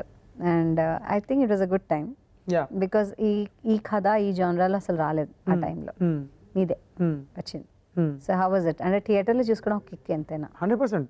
అస్సలు దాన్ని మించింది లేదు. నాకు థియేట్రికల్ రిసెప్షన్ వచ్చేసి బ్యూటిఫుల్గా ఉంటుంది అని నేను గెస్ ఎందుకు చేశానంటే అప్పటికే నేను సినిమా చూసున్నాను. అండ్ రెండోది ఏంటంటే we did a good job. అంటే బ్యాడ్ సినిమా తీయలేదు ఖచ్చితంగా, దీన్ని అయితే తీసి పడేయరు అన్నది అయితే ఫీలింగ్ ఉంది. సో అండ్ రెండోది ఏంటంటే చుట్టూ ఉన్న పాజిటివిటీ చాలా ఓవర్వెల్మింగ్ ఉండింది. బట్ మాకు ఎక్కడ ప్రాబ్లం అయిందంటే సెన్సార్ వాళ్ళు కొంచెం మాకేంటంటే టైంకి సర్టిఫికేషన్ లాంటివి, అంటే మాకేంటంటే మా సినిమాలో ఉన్న ఆ పొలిటికల్ ల్యాండ్స్కేప్ ఏదైతే ఉందో దాన్ని వాళ్ళు లైక్ వాళ్ళకున్న గైడ్ లైన్స్లో కొన్నిటిని కట్ చేయమని చెప్పారు అనమాట. చాలా చెప్పారు కట్ చేయమని. ఆ పర్టికులర్ స్పేస్లో ఒక 1 day ముందు 2 days ముందు రావాల్సిన సెన్సార్ సర్టిఫికేట్ మాకు 2 days తర్వాత వచ్చింది. సో మేము సెన్సార్కి 2 days ముందే వస్తుంది అనుకొని మేము ప్రివ్యూస్ ప్లాన్ చేసుకున్నాం. సో ప్రివ్యూస్ చేసి ప్రివ్యూస్ నుంచి పుష్ తీసుకెళ్దాము అని చెప్పేసి అనేది ఐడియా. బట్ మాకు ఆ సెన్సార్ రాకపోవడం వల్ల మేము పబ్లిక్ ప్రివ్యూ చేయలేకపోయాం. సో మాకు 24th మధ్యాహ్నం దాకా మాకు సెన్సార్ వస్తుందా లేదా తెలియదు. 25th రోజు థియేటర్కి వెళ్ళాలి, చాటింగ్ చేస్తూ ఉంటారు. ఎందుకు చాటింగ్ అంటే సినిమా థియేటర్ ఏ సినిమాల్లో ఏ సినిమా అనేది చాట్ చేస్తుంటారు. ఆ చాట్ ఏంటంటే ముందు రోజు 6 o'clock లోపల లాక్ చేసేసుకుంటారు నెక్స్ట్ రోజు సినిమాకి సంబంధించినవి. మాకు 4 o'clock దాకా మేము టెన్షన్గా తిరుగుతూ ఉన్నాం, లైక్ ఎప్పుడు వస్తుంది సెన్సార్, అంటే సెన్సార్ సర్టిఫికేట్ వస్తుందా రాదా, 25వ తారీఖు సినిమా వస్తుందా లేదా అన్నంత టెన్షన్లో ఉన్నాం 24th రోజు. లక్కీలీ మాకు మధ్యాహ్నానికి సెన్సార్ వచ్చింది. బట్ ఆ పార్టీకి వేరే కూడా సినిమాలు రిలీజ్ అయినాయి, అప్పుడు 5 సినిమాలు రిలీజ్ అయినాయి. సో మేజర్ సెంటర్స్లో మేజర్ థియేటర్స్లో మేజర్ షోస్ అన్నీ అటు వెళ్ళిపోవడం వల్ల మాకు చాలా ఆడ్ టైమ్స్ షోస్ పడ్డాయి. అండ్ మా ఇనీషియల్ స్టార్ట్ ఆఫ్ ఇప్పుడు రేస్లో 1, 2, 3 అన్నప్పుడు పరిగెత్తే బాగానే ఉంటుంది. 1, 2, 3 అన్నప్పుడు వాళ్ళు పరిగెత్తారు, మేమేమో మా షూస్ లేవు, మాకు లేస్ కట్టుకోలేదు అని చెప్పేసి కొంచెం డిలే చేసి లాస్ట్ పరిగెత్తాం, ఆ వాటికి రేస్ అయిపోయింది. But theatrical reception was like చూసిన వాళ్ళందరూ అయితే చాలా ఓవర్వెల్మింగ్గా రియాక్ట్ అయ్యారు, చాలా happy. But I personally wanted it to do very much better. ఇప్పుడు చేసిన దాన్ని చాలా 10 times బెటర్ చేయాలని నేను అనుకున్నాను, which didn't happen, but that's okay. Actually, for a beginner, for a debutant, it's a fantastic story. And already Gaddar Awards has proved. Yeah, I'm happy. అంటే అదే చాలా హ్యాపీ అండి తెలంగాణ. అంటే ఆ నేటివిటీ, దానిలోని గౌరవమే అది. అండ్ ఇంకో క్వశ్చన్ ఏంటంటే నాది బ్యారియర్ విచ్ ఇస్ కల్చరల్ అయినా రిలీజియస్ అయినా పక్కన ఒక కాస్టిజం బ్యారియర్ గురించి ఒక కథ చెప్పినప్పుడు కొంచెం జాగ్రత్తగా చేయాలి. కొంచెం ఎక్కువ అవ్వకూడదు, కొంచెం తక్కువ అవ్వకూడదు. అది చాలా బ్యాలెన్స్డ్గా చేయాలి, పొలిటికలీ రైట్గా ఉండాలి. ఈ నిబద్ధతలు కొన్ని ఉంటాయి. సో దానికోసమైనా ఈ సెన్సార్ ప్రాబ్లమ్స్ వచ్చాయి. ఆర్ లేకపోతే లేదు నేను అలా అంతా బాగానే రాసుకున్నా అంటారా? సెన్సార్ అసలు ఆలోచించలేదండి నిజంగా చెప్పాలంటే. సెన్సార్ది నేను ఎప్పుడు ఎందుకంటే నేను చెప్తున్న విషయం నిజం, నేను చెప్తుంది కరెక్ట్ ఉంది, పొలిటికల్లీ రైట్ ఉంది, బ్యాలెన్స్డ్గా ఉంది అనేది నా పాయింట్. ఎందుకంటే నేను చెప్తున్న కథ ఏంటి, కులం ఎక్కువ తక్కువ అని కొట్టుకుంటున్నాం మనము, కానీ కులం it self is a bad thing. Correct. నీకు ఆ కాస్ట్ అనేది నీకు నువ్వేదో నువ్వు గొప్పోడివి, నాకు ఒక్క కులపోడు అని అనుకుంటున్నావు, కానీ నిన్ను కూడా సాధించేస్తుంది అది. నువ్వు ఎప్పుడైతే దాన్ని ఎదురు తిరిగి క్వశ్చన్ చేస్తావో నిన్ను కూడా సాధించేస్తుంది అనేదే కోర్ పాయింట్గా మేము అందులో ఏం చెప్పాలో అన్నీ చెప్పుకుంటూ వచ్చాం. సో నేను ఎక్కడ కూడా నేను సెన్సార్లో ఇది అవుతుంది అని అయితే నేను టెన్షన్ తీసుకోలేదు. రెండోది ఏంటంటే రైటింగ్ టైంలోనే ఐ ఎంజాయ్డ్ రైటింగ్ దట్. అరే ఇది జరగలేదు, ఇది రాలేదు, సినిమా మీద చూడలేదు, తెర మీద చూడలేదు ఎవడు ఇప్పటికి. చాలా సటిల్గా చాలా మసిపూసి మాడికాయలా మాట్లాడుతూ ఉన్నారు ఎన్ని రోజులు ఇంకా, ఎందుకంటే ఓటీటీ ఓపెన్ అయిపోయింది. పుస్తకాల వరకు మీరు ఓకే, మీరు అన్నట్టు పుస్తకాలు మేము అలా చాలా చదివేసాం, చలంగానే రాసేసారు ఇప్పుడు అవన్నీ పక్కన పెడితే. When it comes on screen more audience. అవును. అండ్ మీరు అన్నట్టు క్లాస్ ABCD అన్ని ఆడియన్స్ చూస్తారు. అవును. It reaches faster, quicker. So ఒక సోషల్ రెస్పాన్సిబిలిటీ కూడా ఉంటుంది మీకు. 100% సోషల్ రెస్పాన్సిబిలిటీ తీసిన సినిమా ఇది. ఐ నో, కానీ యూ హ్యావ్ బ్యారియర్స్ కూడా కదా మళ్ళీ. సేమ్ చోట కత్తిరిస్తూ ఉంటారు, అదే ప్రాబ్లం. నేను ఇప్పుడు ఏంటంటే వాళ్ళు ఏం కత్తిరిస్తారనేది నాకు ఐడియా లేదు. నేను చాలా సోషల్ రెస్పాన్సిబిలిటీ తోటి, చాలా బాధ్యతతోటి ఈ కథ చెప్తే అందరికీ కథ నచ్చి ఎంతో కొంత, ఇప్పుడు మారిపోవాలనేది నా ఉద్దేశం కాదు, నేను మార్చడానికి రాలా. కాకపోతే ఏంటంటే చిన్న ఆలోచన స్పార్క్, నువ్వు రిటర్న్ ఇంటికి వెళ్తున్నప్పుడు నేనేమైనా చేస్తున్నాను ఇలాంటిది, నాకు ఇలాంటి సిచ్యువేషన్ వస్తే నా పరిస్థితి ఏంటి, నేను నిజంగా నేనంటే ఎక్కువ ఇష్టమా, నా కులం అంటే ఎక్కువ ఇష్టమా, ఈ క్వశ్చన్లు నువ్వు వేసుకుంటే నీ కొడుకు మీదో, నీ కూతురు మీదో, లేకపోతే నీ అన్న మీదో, నీ చెల్లెల మీదో నువ్వు అది చూపించడం ఆపుతావు. ఎందుకంటే నీకు చెప్పిన కథలో అన్న చెల్లెల్ని కాపాడలేకపోతాడు, ఆడు తర్వాత పెళ్ళాం దగ్గర కూడా అంతే ఇబ్బంది పడతా ఉంటాడు, కూతుర్ని కూడా అంతే ఎందుకులే నీకు ఊరు అని చెప్పి ఆపుతా ఉంటాడు. సో ఇది ఎక్కడో అక్కడ అందరి విషయాల్లో జరిగేవే కదా, మనం అంతా ఎస్కేప్ అవుతూ ఉంటాం కదా. సో వెళ్ళిపోతూ ఉంటాం అని ఆపారు మీరు. ఎగ్జాక్ట్లీ. సో ఆ escapism change you want to see. Yeah exactly. So I thought like I making more very very socially responsible film. And next అన్ని ప్రయత్నాలు అంతే ఉంటుంది. ఎందుకంటే మీరు చెప్పినట్టు it's a very 100% right that it's bigger platform, stronger and powerful medium, ఫాస్ట్గా వెళ్తుంది, జనాలు దాన్ని కన్జ్యూమ్ చేసే రేట్ కూడా ఎక్కువ ఉంటుంది. So why not use that, why not use it for like better change, better దీనికోసం. we are the change. yeah, we the change. 100% అండి. లైక్ అంటే ఎక్కడో ఒకటి మొదలవ్వాలి అనేది పాయింట్. రెండోది ఏంటంటే సినిమాటికల్ తీసా నేను, మీకు ఎక్కడ కూడా స్పీచ్ ఇచ్చినట్టో లేకపోతే ప్రీచ్ చేస్తున్నట్టో ఉండకుండా వాళ్ళ మూర్ఖత్వాన్ని చూపించారు, అంటే వాళ్ళలోని మార్పుని కూడా చూపించారు. అంటే బేసికలీ నాకు ఏంటంటే ఆ హ్యూమన్ గ్రేనెస్ ఉంటుంది చూసారా, మనం కూడా ఎక్కడో అక్కడ తెలియకుండా మనం అది చేస్తున్నాం తెలియకుండా కూడా చేసేస్తూ ఉంటాం కొన్నిసార్లు. అలాంటి గ్రేనెస్ నేను ఎక్స్ప్లోర్ చేసా. అది కూడా ఏంటి, అది కూడా బికాజ్ ఆఫ్ ది సొసైటీ, అంతే కదా, మన చుట్టుపక్కల ఉన్న వాళ్ళ కోసం, మన కోసం కాదు. చెప్పాలనుకున్న విషయం చాలా మందికి చేరాలనుకున్నప్పుడు కామెడీ తోటి షుగర్ కోట్ చేసేప్పుడు ఒక పద్ధతి, అలాగే చెప్పడానికి ట్రై చేశాను. అందుకనే చాలా విషయాల్ని చెప్పే ముందు వెనక ఒక చిన్న కామెడీ, ఒక చిన్న సటైర్ వాడుకుంటూ ఎమోషనల్. పర్సనల్ ఎక్స్పీరియన్సెస్ ఏమైనా ఉన్నాయి ఇందులో? Can I ask? Personal experiences అంటే నాకు అంటే ఏదో ఒకటి మన చిన్నప్పుడు ఎప్పుడప్పుడు ప్రేరేపిస్తూ ఉంటుంది. ఇలాంటి ఒక మంచి కథ మీరు మాకు అందించారంటే ఐఎమ్ ష్యూర్ దిస్ ఏదో ఒక సీడ్ ఉండుంటుంది. సీడ్ అంతే ఉందండి. ఎట్లా ఉంటుందంటే ఇప్పుడు నేను చూసా కదా, ఎట్లా అంటే పొలిటికల్ ర్యాలీస్ జరుగుతున్నప్పుడు ఒక స్టేజ్ మీదకి అందరిని పిలువరు. పొలిటికల్లీ వాళ్ళు చాలా అవేర్ పీపుల్ ఉంటారు, మళ్ళీ ఊర్లో లోకల్లో చాలా గౌరవం ఉంటుంది వాళ్ళకి. కానీ అక్కడ పైన ఉన్న వాళ్ళందరూ ఒక క్యాస్ట్ వాళ్ళు ఉంటారు, ఇలా పిలవరు. ఎందుకు పిలవరు? మళ్ళీ వీళ్ళ ఓట్లు కావాలి వాళ్ళకి. కరెక్ట్, వాళ్ళ ఓట్లు కావాలి. మళ్ళీ వాళ్ళని విడిగా కలిసినప్పుడు అన్న బావ ఏం మామ అని మాట్లాడతారు. కానీ నీకు స్టేజ్ మీదకి ఎక్కేదానికి నీకు మామ బావ పనిరాడు. ఎందుకు ఇది అనేది నాకు క్వశ్చన్ ఉండేది ఎప్పుడు. రెండోది ఏంటంటే మీరు సేమ్ ఇదొకటి. ఇంకొక అబ్జర్వేషన్ ఏంటి అంటే చాలాసార్లు మీరు ఊర్లలో ఏదైనా ఈవెంట్ కానీ ఏదైనా ఫంక్షన్కి వెళ్తే ఎవరు చెప్పక్కర్లేదు మీకు సోషల్ కండిషనింగ్ అనేది ఎంత స్ట్రాంగ్గా ఉంటుందంటే నువ్వు వెళ్ళవు అక్కడ దాకా. ఇప్పుడు నీకు తరతరాలుగా నీ ప్లేస్ ఎక్కడో నీకు చెప్పున్నారు కాబట్టి నువ్వు అక్కడికి వెళ్ళి ఆగిపోతావు. కరెక్ట్. నిన్ను ఎవడు ఆపలేదు అక్కడ. బయటికి వచ్చి ఇంకోటి వచ్చి ఏరా నీ ఎందుకు ఇక్కడ నుంచున్నావు అని అంటే పర్లేదు అని అంటావు తప్పితే నిన్ను ఎవడు ఆపలేదు. కానీ నిన్ను సోషల్గా ఎంత కండిషన్ చేసేసి ఉన్నారంటే నీకు సంబంధించిన వాళ్ళు నీకు తరతరాలుగా వాళ్ళు అరే మనం ఇక్కడ దాకా వెళ్ళాలి, మనం వాళ్ళకి లోపల అక్కడ కూర్చోకూడదు, మనం వాళ్ళతో పాటు నుంచోకూడదు, వాళ్ళు లుంగీలు కట్టుకున్న ధోతీలు వ్యావి చేసుకున్న వాళ్ళ ముందు మనం పంచలు కట్టుకోకూడదు. ఇవన్నీ సోషల్ కండిషనింగ్ వల్ల ఏమైపోతుంది అంటే అడగకుండానే ఒక ఇబ్బందికర స్పేస్లో ఉండిపోతుంటుంది. చాలాసార్లు చదువుకున్న వాళ్ళం ఏమంటాం, మేము అది చూస్తున్నప్పుడు ఇబ్బంది అనిపిస్తుంది. నాకంటే ఏజ్లో పెద్దోడు, కానీ నేను కూర్చుంటున్నా ఆయన నుంచొని ఉన్నాడు, దానికి ఫీల్ అవ్వట్లేదు ఆయన. నాకు ఫీలింగ్ ఉంది, నేను నుంచుంటే పక్కన వాళ్ళు ఏమరా నువ్వు పెద్ద ఆదర్శవంతుడుగా, ఏం పిచ్చి పిచ్చిగా ఉందా, ఆర్డర్ని ఎందుకు డిస్టర్బ్ చేస్తున్నావు. నేను రెండోది ఏంటంటే అది చెప్తున్నాను, సోషల్ కండిషనింగ్ ఈజ్ ఇప్పుడు చాలా ఓవర్సీ చేస్తాం. మనం ఏమంటామంటే ఇప్పుడు ఎవడండి ఆపుతున్నాడు, ఇప్పుడు ఎవడండి గుళ్ళోకి రాకుండా చేస్తున్నాడు, ఇప్పుడు ఎవడండి ఇట్లాంటివి కాస్ట్కి సంబంధించి చేస్తున్నాడు అంటున్నావు. నువ్వు ఒక ర్యాట్ ఎక్స్పెరిమెంట్ ఒకటి ఉంటుంది చూసి, మీకు మంకీ ఎక్స్పెరిమెంట్ ఉంటుంది కదా, ఒకటి ఆక్స్ఫర్డ్ మంకీ ఎక్స్పెరిమెంట్ అనుకుంటుంది. సో నీకు ఈ 3 మంకీలను పెట్టి నీళ్ళు పెడితే ఒక మంకీని తీసేసి 2 మంకీలు తీసేసి ఒకటే మంకీని పెట్టినప్పుడు కొత్త మంకీని తీసుకొస్తే ఈ 2 దాన్ని లాగుతుంటాయి. సోషల్ కండిషనింగ్, అరే పైకి ఎక్కరా వర్షం పడుతుంది అని చెప్పి. అలాగా మన పెద్దోళ్ళు కూడా గొడవెందుకురా అటెళ్ళకు అని చెప్తారు. వాళ్ళు పడ్డారు కాబట్టి ఇప్పుడు వాళ్ళు ఏమో అన్నట్లా, కానీ ఎలాకుండా ఉండిపోతున్నాం కదా. సో ఇవన్నీ చూసినప్పుడు ఏంటంటే దీన్ని క్వశ్చన్ చేయాలి. చాలా సార్లు నాకు కొడుకు దాంట్లో చాలా బాగా చూపించారు అది మీరు. ఏదండి అందులో శివాజీ గారి అబ్బాయి క్యారెక్టర్ చేశారు కదా, అతను ఆ క్యారెక్టరైజేషన్ కూడా అలాగే ఉంటుంది. నందు తన క్యారెక్టరైజేషన్ అలాగే ఉంటుంది. అవును, he socially condition, he is worried. అవును అవును, వాడు స్టక్ శాండ్విచ్ అంతే. ఏంటంటే ఆదర్శాలు ఉంటాయి బట్ చెప్పలేడు, అలాగని చెప్పి ఇటు చేయలేడు అటు చేయలేడు. సో ఈజ్ లైక్ ఎస్కేపింగ్ అనమాట. ఎందుకురా బాబు నాకు వచ్చిన లొల్లి ఇది అని చెప్పేసి. సో అట్లాంటివి కొన్ని గ్రే క్యారెక్టర్స్ని కొన్నిటిని దగ్గరుండి చూసాము. చూస్తున్నప్పుడు అవి నేను అంటే I was very privileged enough to have a better great childhood. And మా నాన్న చదివించారు గట్టిగా, నేను చదువుకున్నాను. తర్వాత నాకు టీసీఎస్లో జాబ్ వచ్చింది, నేను యూఎస్కి వెళ్ళాను H1B మీద, అక్కడ వర్క్ చేశాను. సో కొత్త గొప్ప ప్రపంచం చూసా. సో ప్రపంచం చూసినప్పుడు నీకు ఆ స్టార్క్ అదేమంటారు దాన్ని, ఆ కాంట్రాస్ట్ కనిపిస్తుంటుంది ఖచ్చితంగా. అంటే ఇక్కడ వర్కింగ్ క్లాస్కి ఎంత రెస్పెక్ట్ ఉంది, మన దగ్గర వర్కింగ్ క్లాస్ని ఎందుకు అట్లా చూస్తున్నారు. అక్కడేమో ఇక్కడ అక్కడికి వెళ్ళి గ్యాస్ స్టేషన్లో పనిచేయడం గొప్పగా చెప్పుకుంటున్నాడు, అదే వాడు ఇక్కడ గ్యాస్ స్టేషన్లో పనిచేయడు. ఇక్కడ బీటెక్లో 50,000 ఫీజు అయితే నాన్నే 50,000 కట్టాలి.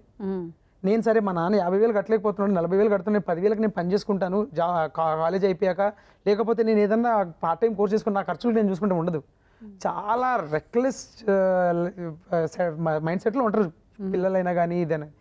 సో ఎక్కడో అక్కడ ఇంత ఇవాళేమో అక్కడ 18 yearsకి వాళ్ళు దే స్టార్ట్ వర్కింగ్, చిన్న జాబ్స్ చేస్తూ ఉంటారు. పేరెంట్స్ చాలా ప్రౌడ్ ఫీల్ అవుతూ ఉంటారు, my guy is like earning అలాగా ఉంటుంది ఆల్ మై లైఫ్. ఎగ్జాక్ట్లీ, అంటే you should take it forward అంటున్నారు. Not you but you have to inculcate into your kids and all.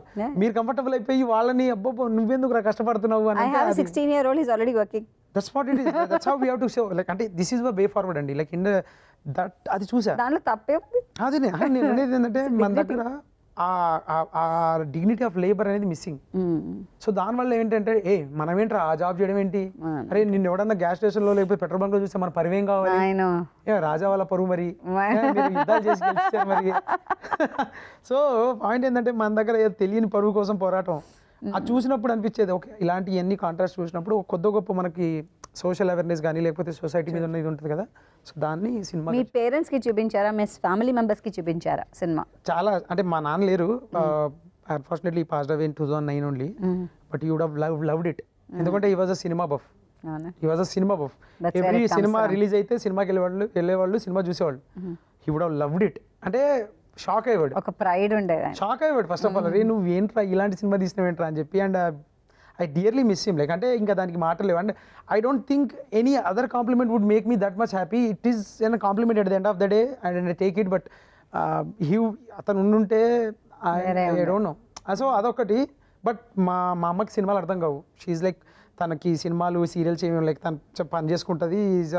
So మా అమ్మకి అందరు చెప్తుంటారు మీ వాడు సినిమా తీసి మా ఊరు మొత్తం వెళ్ళి సినిమా చూశారు మెదక్లో. ఆల్మోస్ట్ ఒక 200 మంది వెళ్ళి థియేటర్లో కూర్చొని మా మురళిగారు సినిమా చూసాడని చెప్పి తీసాడని చూశారు, విజిల్స్ వేశారు, ఎంజాయ్ చేశారు, ఇంటికి వచ్చారు. ఇప్పుడు నేను ఇంటికి వెళ్తే అరే సినిమా భలే ఉందిరా, పరునీళ్ళు పెట్టినవారు అసలు మన ఊరు అంటే అలాగా చాలా ఎక్కువ అప్రిషియేషన్ ఉంది. పాయింట్ ఏంటి అంటే అదే చెప్తున్నా కదా, like they are also shocked. అరే మనం సినిమా చేయొచ్చా, సినిమాలు చూద్దామే కదా. మనకి మేము సంక్రాంతికి క్రికెట్ టీం ఉండేది మాది, అందరం ట్రాక్టర్ కట్టుకుని వెళ్ళేవాళ్ళు 50 మంది సినిమాలు చూడడానికి సంక్రాంతి సినిమాలకి. అలాంటిది మనం సినిమా చేయొచ్చా, మన సినిమాలు థియేటర్లో ఆడతాయా, మన సినిమాలు మనం ఊరోళ్ళు వేరే మిగతా అందరూ చూస్తారా అనేది కిక్ అనమాట. So I'm happy that I'm contributing in a way like to let them know that okay world is open guys, come over, let's do something magical అనే దానిలో ఎంతో కొంత కాంట్రిబ్యూట్. ఎవడో ఒకటి కార్నర్లో ఇప్పుడు ఈ ఇంటర్వ్యూ చూస్తున్నాడు కూడా ఏదో మా ఊర్లోనో మీ ఊర్లోనో లేకపోతే ఎక్కడో ఊరు మార్మూలలో చూస్తున్నాడు, వీడు చేయగలిగాడు అంటే నేను చేయొచ్చేమో అన్న కాన్ఫిడెన్స్ ని పొందితే I'm success. You already marked yourself in the history. Oh thank you so much అండి. Already marked. అండ్ మీ సినిమా సంగీతం వల్ల ఇప్పుడు గద్దర్ అవార్డ్స్ కూడా వచ్చాయి కాబట్టి దాంట్లో కూడా ఇట్స్ బీన్ మార్క్డ్. 100% అండి. అంటే నాకు చాలా చాలా thankful to the Telangana government. And వాళ్ళు క్యాలెండర్ ఇయర్ ప్రకారం చేస్తున్నారు. Correct. Which is very very అంటే ఫెంటాస్టిక్ థింగ్. మోటివేషన్ చేస్తున్నారు. అంటే నీకు నెక్స్ట్ ఇయర్ కి ఎప్పుడు నువ్వు గద్దర్ అవార్డ్స్ ఇస్తారో నాకు తెలుసు. విచ్ ఇస్ అంటే ఆస్కర్స్ లాగానే కదా. కరెక్ట్. అంత క్యాలెండర్ చేస్తే చాలా బ్యూటిఫుల్. అంటే ఇది కంటిన్యూ చేస్తే చాలా beautiful. Hopefully they continue so that చాలా మందికి ఇది ఆస్పిరేషనల్ గా ఉండి. ఖచ్చితంగా. మధ్యలో ఆల్మోస్ట్ 15 years ఏం లేదు. మధ్యలో గ్యాప్ కూడా వచ్చింది, చాలా గ్యాప్ వచ్చింది. సో ఇప్పుడు మళ్ళీ యువతకి కొంచెం 100%. సో నైస్ మురళి గారు. సో ఇప్పుడు ఏంటి next the almost like I done writing అండి. స్క్రిప్టింగ్ అయిపోయింది. I'm very happy with what I wrote. So that is a drama comedy, like it's a wife and husband comedy, proper comedy but with a twist. మీరు you'll laugh, you'll enjoy, and then you'll cry, and then you'll go. So అన్నీ ఉంటాయి. And very socially relevant thing, but it between a wife and husband. So అప్పటి కాన్ఫిడెన్స్కి ఇప్పటి కాన్ఫిడెన్స్కి మురళి గారికి ఎలా ఉంది ఇప్పుడు 100 times కాన్ఫిడెంట్గా ఉన్నా, కానీ అంతే హంబుల్గా కూడా అవడానికి ట్రై చేస్తాను. ఎందుకంటే చాలాసార్లు ఏమైపోద్ది అంటే I love to be appreciated అండి. ఎవరికి అప్రిషియేషన్ ఎవరికి. బట్ దెన్ సినిమా అనేది it's a very very powerful medium. And there are masters మనకంటే ముందు చేసిన వాళ్ళు. అండ్ వెన్ వాళ్ళని చూసినప్పుడు వాళ్ళు ఎంత భయపడుతుంటారు అంటే ప్రతి సినిమాకి. ఇప్పుడు రాజమౌళి గారు ఉన్నారు అనుకోండి, ప్రతి సినిమా కొత్త సినిమా లాగా భయపడుతుంటే అంతే. సో సినిమాని లైక్ రైట్ నౌ ఈ కాన్ఫిడెన్స్ లెవెల్ ఏదైతే ఉందో it's better than whatever I was cinema కంటే ముందు. But I'm taking it with like slowly. చాలా మంచి రెస్పాన్సిబిలిటీ తీసుకున్నాను. ఎందుకంటే రేపు నేను తీయబోయే సినిమా మీద కనీసం వీడు ఏదో మంచి సినిమా తీస్తాడనే ఒక హోప్తో వచ్చేవాడు మాత్రం డిసప్పాయింట్ చేయకూడదు. వాడు వచ్చి ఈ సినిమా చూసి అరే భలే తీసాడు రాయుడు, మంచి సినిమా తీసాడు, నా టైంకి రెస్పెక్ట్ ఇచ్చాడు అన్న రిలేషన్షిప్ కంటిన్యూ అవ్వాలనేది పాయింట్. లవ్లీ. అంతే. ఆ సామాజిక స్పృహ ఉన్న సినిమాలు మీరు మరెన్నో తీయాలని మనస్ఫూర్తిగా కోరుకుంటున్నాం. Because that is the need. And I think people are looking forward. ఇప్పుడంతా ఇంటెలిజెంట్ ఆడియన్స్ అయిపోయారు. అవును. దెన్ నో మోర్ అంటే గ్లోబల్ సినిమా వచ్చేసింది. Worldwide cinema is available. అవును. ఇంట్లో కూర్చుని ఒక ఫోన్లో. అవును. సో అలాంటప్పుడు డెఫినెట్గా అంత బాగుంటే తప్ప థియేటర్కి వెళ్ళిన పరిస్థితి ఇప్పుడు. 100% అండి. అంటే there is no way out also. నీకు అంత పెద్ద రెస్పాన్సిబిలిటీ ఇచ్చినప్పుడు ఆ రెస్పాన్సిబిలిటీకి you have to stand up. అంటే నీకు ఒక పొజిషన్ ఇవ్వడము సొసైటీ, లేకపోతే ఒక సినిమా చేయమని ఒక పొజిషన్ని నీకు డైరెక్టర్ ప్లేస్లో పెట్టడము is a biggest privilege one could have. So దానికి బాగా ఒళ్ళు దగ్గర పెట్టుకొని ఎంజాయ్ చేస్తూ మంచి సినిమా చేయగలిగితే you will have lot of appreciation అనే దానికి I would say in a way Dandora has given me that recognition. And మీరు చెప్పినట్టు సినిమాకి సంబంధించి రైటింగ్ నెక్స్ట్ లెవెల్లో ఉంటే తప్పితే ఆడియన్స్ చూడట్లేదు అనేది it's a task and it's a challenge also. So both ways. ఇంకా మనం ఎక్కువ పదును పెడతాం, ఇంకా బాగా రాస్తాం. Thank you. మంచి సామాజిక స్పృహ ఉన్న సినిమాలు తీస్తారని మనస్ఫూర్తిగా కోరుకుంటున్నాం. గుర్తుకొస్తాయికి వచ్చి ఇలా మీ కథ అంతా మాకు చెప్పినందుకు చాలా ఆనందంగా ఉంది. And I wish you all the best. ఈటీవీలో ఒక ప్రోగ్రాంలో నా ప్రోగ్రామ్ వచ్చింది అంటే I think this is it. Validation. ఈ కిరణాలు అనేది విని విని విని విని పెరిగినాం మేమంతా. నేను అలాంటి ఉషా కిరణ్ మూవీస్, ఉషా కిరణ్ బ్యానర్ కింద వస్తున్న ఈటీవీలో అమేజింగ్. యాక్చువల్ ఫోన్ చేసి ఈటీవీ అనగానే నేను చేస్తున్నాను, నేను వస్తున్నాను. థ్యాంక్ యూ సో మచ్ అండి for having me here. And I hope I continue to do this good work. Good work. Yes, we all pray so. Thank you.